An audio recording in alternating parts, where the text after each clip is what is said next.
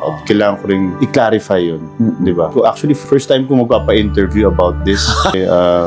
Bilang lalaki. Oo. Kailangan ko rin i-clarify yun. Di ba? Actually, first time ko magpapa-interview about this. Salita about this. Happening right now on Showbiz Balita. Alam mo, yan ang hirap ngayon sa internet. Tulad nun, yung binansagan kami na parang mga cheaters daw kami. And then makita ko yun, di ba? Parang syempre, parang naman ito, di ba? Anthony and Maris and Kyla. So, nakabisa-isa dun sa mga intriga. Pero wala. Ngayon sa internet, actually, ang daming fake news di ba? So, ang daming ibang tao may masabi lang, di ba? Tulad nun, yung binansagan kami na parang mga cheaters daw kami. Hindi naman nila alam ang bawat kwento ng nangyari. Exactly. Hindi naman nila alam, di ba? So, gusto lang nila mag-trending, ganyan. Naiintindihan ko naman na yung mga tao ngayon very active sa social media. Pero sana, syempre, ingatan din nila yung words. Yung mga words nila, yung mga sinasabi nila. Pero ako, honestly, hindi ko na rin masyadong pinapansin or pinapa-apekto sa akin yung mga ganun. Kasi yung mga taong kilala ko, yung mga pamilya ko, yung kaibigan ko, alam naman nila talaga yung totoo at alam din nila kung sino ako. May isa akong kasamahan nga sa Incognito na naapektuhan sa mga comments, ganyan. And then, pinayuan na lang namin siya na huwag mo munang basahin yung comments kasi karamihan dyan sa comments, pag hindi maganda ang sinasabi, usually hindi naman nila alam yung totoong kwento. And ngayon kasi, pag may sinabi kang maganda sa comment section, hindi ka papansinin. Pero pag may sinabi kang karumal-dumal, ang dami magre-react, di ba? So gusto nila na talaga mag-react ka. Gusto nilang mapansin So sabi ko, huwag ka muna magbasa ng comment section. Araw na kunwari, masama gising ko or what, and then makita ko yun, di ba? Parang syempre, parang ito, di ba?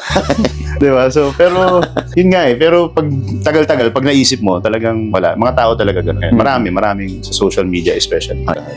Kailangan ko rin i-clarify yun, di ba? Actually, first time ko magpapa-interview about this. Syempre, Hindi pa nila inaamin. siguro for now, like gaya nga ng sabi mo, nakikita naman ng mga tao. Doon muna tayo sa what you see is what you get sa amin ni Barbie.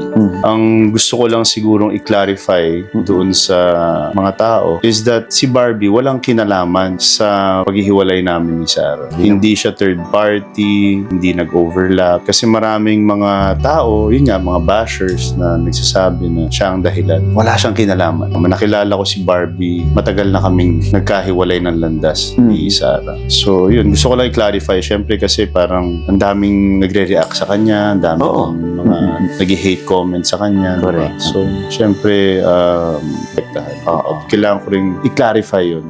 Diba? So, actually, first time ko magpapa-interview about this. We are actually going through an annulment now, and both parties naman wants to move forward. Actually, at this point, nakapag-move forward na yung both parties. May equal time kami with our kids. Good. So parang nagko-co-parenting kami, and ang priority namin is to make sure that the kids, live a good life, na happy life. And of course, kung happy siya sa buhay niya at happy ako sa buhay ko, makikita ng mga bata yun. At ang importante sa amin ay yung mga bata. So, at happy. So, yun. Let's leave the past in the past. We're all trying to move forward. Si Barbie kasi totoong tao. What you see is what you get talaga rin sa kanya. Mabuting tao, maalaga. Nakikita mo na genuine yung intentions niya, genuine yung pagkatao niya. Salita rin naman siya sa media na, she's single. And basta ako, ang wish ko lang sana maging masaya siya sa lahat ng nangyayari or desisyon niya. Kasi ako, moving forward, happy din ako. And yun naman ang importante din para sa amin kasi pag happy siya, makikita ng kids yun, mga peng kids. And yun naman ang importante sa amin siguro at this point is magkaroon kami ng magandang co-parenting for the kids.